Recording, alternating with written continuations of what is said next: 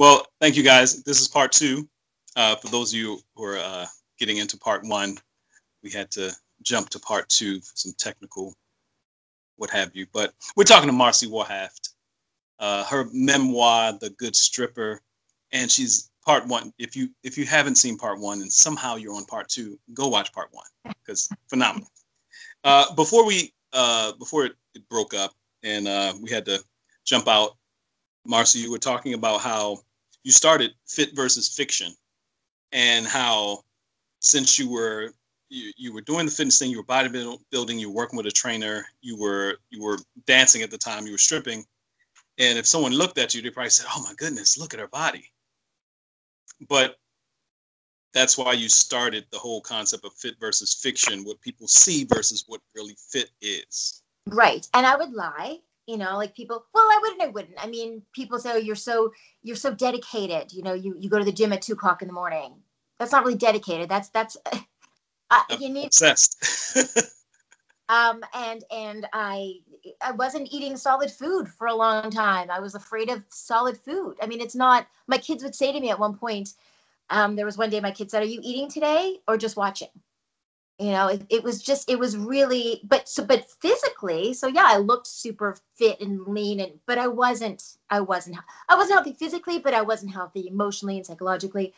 But when I got out of that, and it pained me to see kids who were learning that health was related to weight, and that's just such a tiny little part of it. You really can't tell how fit somebody is by how they look. There's so many other factors. And the thought of another kid going through what I went through, years of hating their body, it was so disheartening to me. The idea of watching other parents, the way my mother watched me, killing myself to look a certain way. So I didn't want kids to feel powerless. I didn't want parents to feel powerless. So I created Fit versus Fiction. I'd go into schools and I'd talk to parents and just a whole bunch of different venues to explain, empower, give tools. I talk about media manipulation so that kids felt that when we can't keep the negative messages from coming in. You can't not let your kids look at a magazine or watch a TV show or socialize. But there has to be some kind of balance. So you have to just be ready for when the messages come in. They need to have that information to go, well, that's crazy. That doesn't make sense. So it's empowering. It's giving them more information. And so that was my goal for forever. That was my thing. And so I was very honest about my eating disorder issues at a time when I started Fit versus Fiction just when Facebook was starting. So it was a long time ago. So we didn't have these amazing groups that you can find online now talking about body empowerment and all that. And not a lot of people want to talk about eating disorders. It's not pretty. There's nothing glamorous about it, but I did because I saw how horrible it is. And I think a lot of times when it comes to eating disorders, there's shame attached to it. And so what I learned and what I really wanted people to know was that I'm not a horrible person for having an eating disorder. I'm a strong person for even wanting to get over it. The eating disorder is a horrible thing. I'm not a horrible person because I battled it. And it's really important that people know that, and that recovery is out there. And I've had really, really strong recovery for a very long time that I'm super grateful for.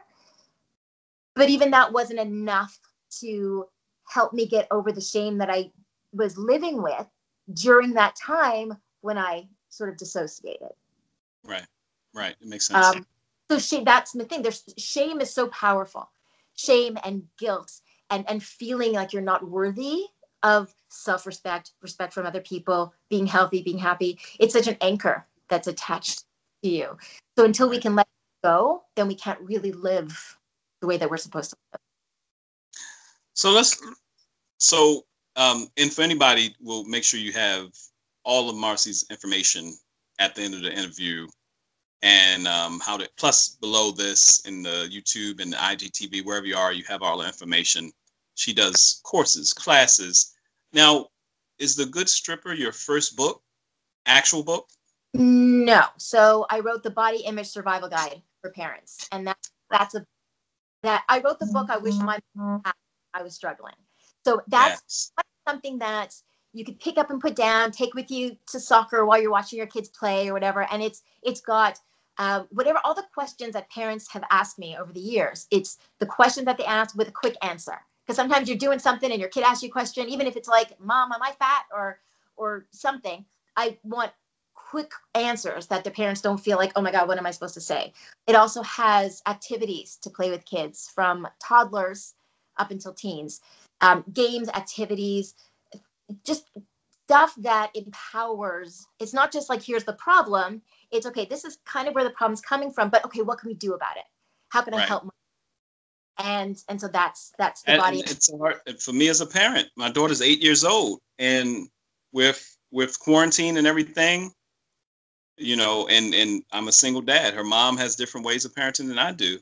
Right. And not just that, but just the busyness of the schedule. Whereas I know if I don't at least get out and walk, and the way I love to cook and eat, if I don't at least get a couple miles, 4 miles in walking, it's a wrap. Yeah. So my daughter, and she's a little girl, and she's 8, and she's starting to get her body. and the funny thing is, I was like, well, what is all this? And just a day, spending a week with me, and she's walking and doing different things. I was like, hey, let her mom know, at least get out and get a walk. Yeah. Make sure she's not eating it's a balance. It's balance. And we forget how much as a child, how many activities that children had, coming up in the 70s and 80s. Outside was playtime. If you had to go inside, that was really punishment. Right. Now it's like the opposite. If your parents say, leave all that stuff alone and go outside and play.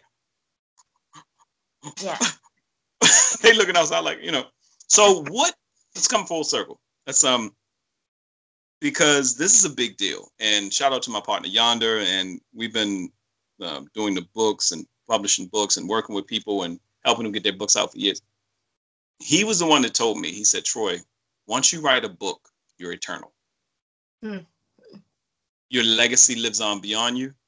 They can say whatever they want to say about you, but your book lives on. Your book lives on forever. So, say it. Okay, I'm digesting that. Yeah. No, that's a big deal when you say, I'm going to write. Not everybody says they want to write a book. Everybody starts. Some of those people, maybe a quarter of those people that say they want to write a book, may start writing something on paper. Maybe a quarter of those people may say, let me finish it. Right. There's probably the 1% that says, let me get it published. Right. And put it out.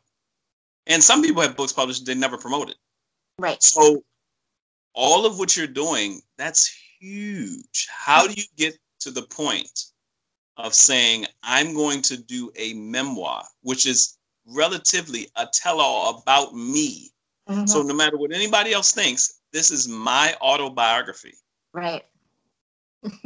I'm reading, shout out to Larry King. I'm reading one of my, I would never have known the power of memoir.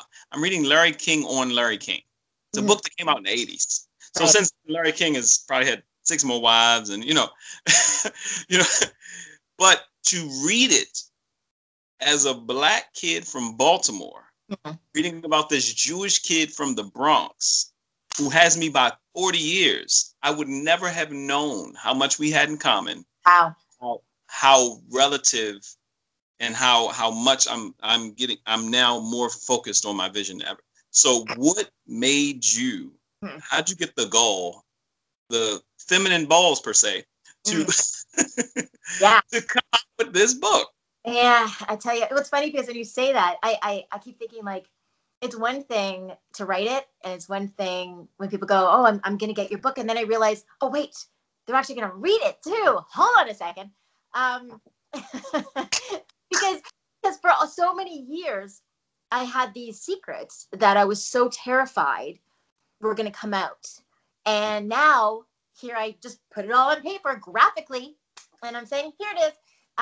But there's power in that. It's a bit terrifying. I know there'll be judgment, and I know I'm kind of ready for that. But here's the thing. So a few years ago, I left my marriage, and I remember a friend of mine. I moved into a house And a friend of mine came over with stuff for my bathroom. It was like glittery things to hold things. Not me at all. I'm not a sparkle person. And I said to her, I said, thanks, it's so not me. And she goes, how do you know? Because you have no idea who you are. Because at that point, I had completely lost who I was. I remember a therapist telling me that I was like a puddle of nothing. I was a puddle of insecurities. Yeah, I had lost. What are these doctors and therapists? But it's true. Like, that's how I was projected. Right. I was guilt. I was small. I was afraid of everything. You know, my kids would look at me wrong and I'd cry. Like, I was just weak. And it's just in those last few years that I've evolved and I've changed. I've had to learn. I really didn't know how to be an adult in the world. I really didn't. And I had to learn everything. And I went from feeling ashamed of how little I knew to feeling empowered by every step that I learned. I always say that it's almost like with everything I learned, my spine started going back vertebrae by vertebrae. And what had happened was I came to the point where I realized that I am flawed. I have made mistakes, but I was doing the best that I could. And when I started to kind of forgive myself and I've fallen in love with the truth. I love the truth. I don't care how dirty it is. I don't care how, I love, you know, whether the good, the bad, the really bad, I don't care. I prefer the truth to like a pretty lie. I don't like bravado. I don't like pretense. Give me your raw. Like, that's what I like. And that's how I live now. And I, for all the times that I did my body image stuff and I would say, you know, don't worry about what people think, there was still judgment there from myself. I still felt like I needed to be a certain way. And I constantly felt like a failure because I wasn't being traditional in the way that I thought and felt and acted. And so I felt like I was failing. What I realized was I wasn't failing. I just wasn't being honest with myself. The minute I decided that I'm okay with how I am, and it's getting older, you know, I mean, like I said, I'm 50 now. And it's like, if I can't be everything that I am, whoever I am now, what am I waiting for? I don't, it's not what I do. It's not who I'm with. It's me. I don't want to simmer down for anybody. I don't want to shrink for anybody. If my choices in life, as long as I'm not hurting anybody, if my life makes you uncomfortable, better you're uncomfortable with my life than I'm uncomfortable with my life. Yeah. You'll survive. I may not if I'm hiding who I am. And so just, I've cried enough tears that now when I want to laugh, I laugh. When I want to sing, I sing. And everybody knows when I want to dance, I dance. Either there's dancing down the street or it's on Facebook. Hips, shoulders, ass, everything. What's that? Hips, shoulders, ass, eyes, hair. Because it's just joy for me, you know, and I'm going to do it. And, you know, for every quote that you see on social media saying, just be you, society is still saying, not like that. And and I don't listen anymore.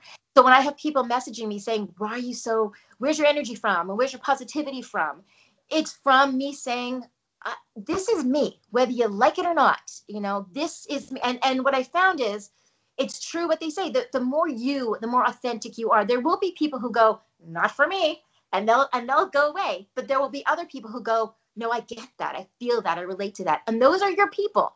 The more you are, those are your people. And those are because anyone who will, if people read my book, and I think there's enough in there, whether it's relationship stuff, whether it's loss, whether it's the dancing stuff and sex stuff or other stuff that I have, there's something probably relatable to different people. Chances are, there aren't going to be people who go, oh yeah, I've dealt with all of that, but there'll be aspects of it. I think people will maybe relate to the survivor part of me, the warrior part of me. Will there be people who will judge the other parts? Of course they will. But again, they're not my people. And that's okay. You know, it's okay not to be for everybody.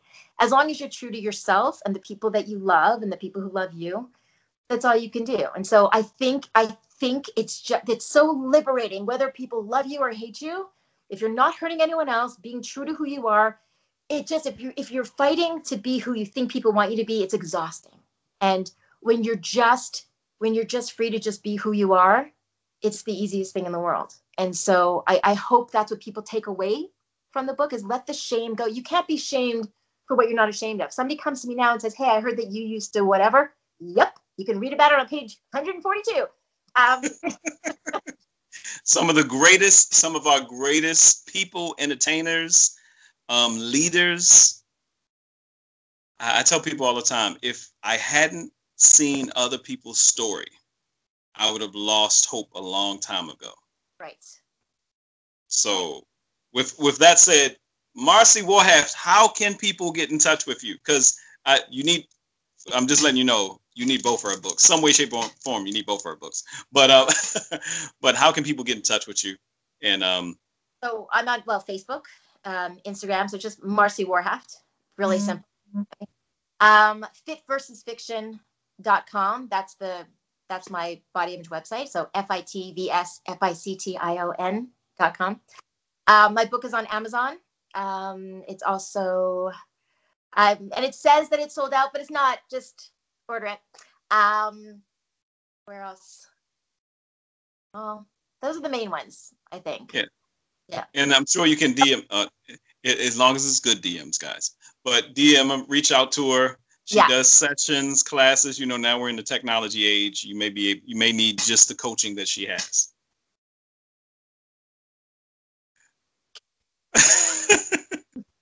Yeah. Anything else you want to say to your audience? You have a captive audience. Anything else you want to say to people before you get out of here?